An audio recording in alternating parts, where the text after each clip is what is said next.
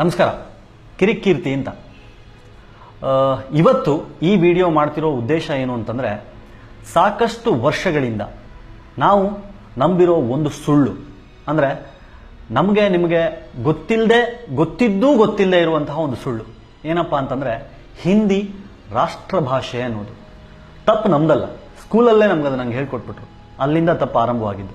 ಆದರೆ ನಿಜವಾಗ್ಲೂ ಹಿಂದಿ ರಾಷ್ಟ್ರಭಾಷೆನಾ ಅನ್ನೋ ಪ್ರಶ್ನೆಗೆ ಉತ್ತರ ಅಲ್ಲ. ಹಿಂದಿ ರಾಷ್ಟ್ರಭಾಷೆ ಅಲ್ಲ. ಈ ಭಾರತ ದೇಶಕ್ಕೆ ಯಾವ ರಾಷ್ಟ್ರಭಾಷೆಯೂ ಇಲ್ಲ. ಹಾಗಂದ್ರೆ ಯಾವುದು ನಮಗೆ ನ್ಯಾಷನಲ್ ಲ್ಯಾಂಗ್ವೇಜ್? ಆ ಥರದೊಂದು ಕಾನ್ಸೆಪ್ಟೇ ಇಂಡಿಯಾದಲ್ಲಿಲ್ಲ. ಯಾಕಂತಂದರೆ ಸ್ವಾತಂತ್ರ್ಯ ಬಂದು ಏನು ಬ್ರಿಟಿಷರು ಈ ದೇಶವನ್ನು ಬಿಟ್ಟು ಹೋದ್ರು, ಅವಾಗ ಇಡೀ ದೇಶಕ್ಕೆ ಒಂದು ಕ್ವಶನ್, ಹಾಗಾದರೆ ಈಗ ಭಾರತಕ್ಕೆ ಒಂದು ರಾಷ್ಟ್ರಭಾಷೆ ಅಂತ ಯಾವುದನ್ನು ಮಾಡಬೇಕು ಅಂತ. ಆ ಕ್ಷಣಕ್ಕೆ ನಿರ್ಧಾರ ತಗೊಳ್ಳೋಕೆ ಯಾಕಾಗಲಿಲ್ಲ ಅಂತಂದರೆ, ಅಲ್ಲಿಯ ತನಕ ಇದ್ದ ಎಲ್ಲ ಪುಸ್ತಕಗಳು ಅಥವಾ ಬ್ರಿಟಿಷರು ಮೇಂಟೈನ್ ಮಾಡಿದಂತಹ ಡಾಕ್ಯುಮೆಂಟ್ಸ್ ಎಲ್ಲವೂ ಇಂಗ್ಲೀಷ್ನಲ್ಲಿತ್ತು. ಆ ಕ್ಷಣಕ್ಕೆ ಎಲ್ಲವನ್ನ ಬೇರೆ ಭಾಷೆಗೆ ತರ್ಜುಮೆ ಮಾಡಿ ಇಲ್ಲಿಗೆ ಟ್ರಾನ್ಸ್ಲೇಟ್ ಮಾಡೋಕೆ ಆಗದೆ ಇರೋ ಕಾರಣಕ್ಕೆ ಮುಂದಿನ 15 ವರ್ಷಗಳ ಕಾಲ ನಾವು ಇಂಗ್ಲಿಷ್ ಮತ್ತು ಹಿಂದಿಯನ್ನ ಆಡಳಿತ ಭಾಷೆಯಾಗಿ ಇಟ್ಕೊಳ್ಳೋಣ, ಮುಂದೆ ಯೋಚನೆ ಮಾಡೋಣ ಅಂತ ಅಂದರು. 1965ವರೆಗೂ ಹೀಗೆ ಮುಂದುವರಿತು. 1965ರಲ್ಲಿ ಇದ್ದಕ್ಕಿದ್ದ ಹಾಗೆ ಹಿಂದಿಯನ್ನು ರಾಷ್ಟ್ರಭಾಷೆ ಮಾಡಬೇಕು ಅಂತ ಆಯ್ತು.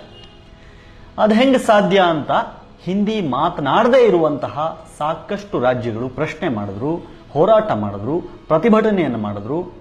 ಆ ಕಾರಣಕ್ಕಾಗಿ ಅವಾಗ ರಾಷ್ಟ್ರಭಾಷೆ.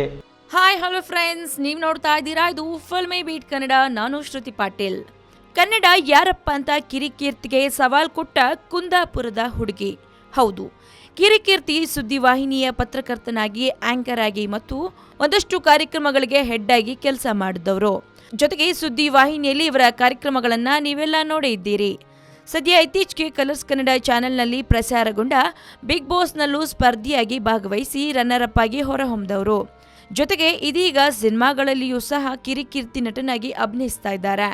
ಹೀಗಿರುವಾಗಲೇ ಕಳೆದ ದಿನಗಳ ಹಿಂದೆ ಅಷ್ಟೇ ಹಿಂದಿ ನಮ್ಮ ರಾಷ್ಟ್ರ ಭಾಷೆ ಹೌದು ಅಲ್ಲ ಅನ್ನೋ ವಿಚಾರ ಕುರಿತು ಈ ವಿಡಿಯೋದಲ್ಲಿ ಮಾತನಾಡಿದ್ರು. ಇನ್ನು ಈ ವಿಡಿಯೋವನ್ನ ಸಹ ಇದೇ ಫಿಲ್ಮಿ ಬೀಟ್ ನಲ್ಲಿ ನೋಡಿದ್ರಿ. ಇನ್ನು ವಿಡಿಯೋವನ್ನ ಕಿರಿಕೀರ್ತಿ ಅವರು ಅಪ್ಲೋಡ್ ಮಾಡುತ್ತಿದ್ದ ಹಾಗೆ ಒಂದಷ್ಟು ಜನ ಬೆಂಬಲಿಸಿದ್ರೆ, ಇನ್ನೂ ಸ್ವಲ್ಪ ಜನ ವಿರೋಧ ವ್ಯಕ್ತಪಡಿಸಿದ್ರು. ಆದ್ರೆ ಇಲ್ಲೊಬ್ಬ ಯುವತಿ, ಕುಂದಾಪುರದ ಯುವತಿ ಚೈತ್ರ ಅನ್ನೋರು ಟಾಂಗ್ ಕೊಟ್ಟಿದ್ದಾರೆ. ಮೂಲತಃ ಚೈತ್ರ ಮೊದಲು ಪ್ರತಿಷ್ಠಿತ ಸುದ್ದಿ ವಾಹಿನಿಯೊಂದರಲ್ಲಿ ಕೆಲಸ ಮಾಡ್ತಿದ್ರು. ಇದೀಗ ಕುಂದಾಪುರದಲ್ಲೇ ನೆಲೆಸಿದ್ದು ಅಲ್ಲಿಯೇ ಕೆಲಸ ಮಾಡ್ತಿದ್ದಾರೆ. ತಮ್ಮ ಫೇಸ್ಬುಕ್ನಲ್ಲಿ ಇವರಿಬ್ಬರ ನಡುವೆ ನಡೀತಿರೋ ಈ ಭಾಷೆ ಸಮರ ಹೇಗಿದೆ ಅಂತ ನಾವ್ ಹೇಳಲ್ಲ, ನೀವೇ ನೋಡಿ.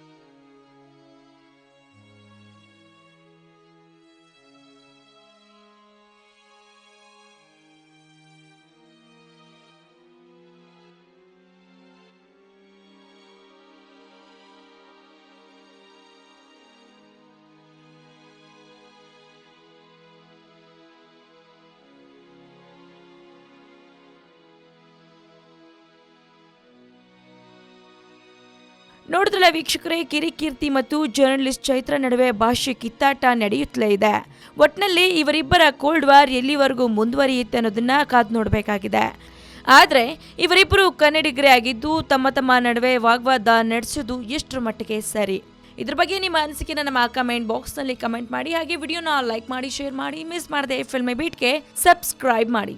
ಹಾಯ್, ಎಲ್ಲ ಸ್ಯಾಂಡಲ್ವುಡ್ ಮೂವೀಸ್ ಅಪ್ಡೇಟ್ಸ್ಗೆ ಪ್ಲಸ್ ನನ್ನ ಮೂವೀಸ್ ಅಪ್ಡೇಟ್ಸ್ಗೆ ಪ್ಲೀಸ್ ಎಲ್ಲರೂ ನೋಡ್ತಾ ಇರಿ ಫಿಲ್ಮಿ ಬೀಟ್ ಆ್ಯಂಡ್ ದಯವಿಟ್ಟು ಸಬ್ಸ್ಕ್ರೈಬ್ ಮಾಡಿ.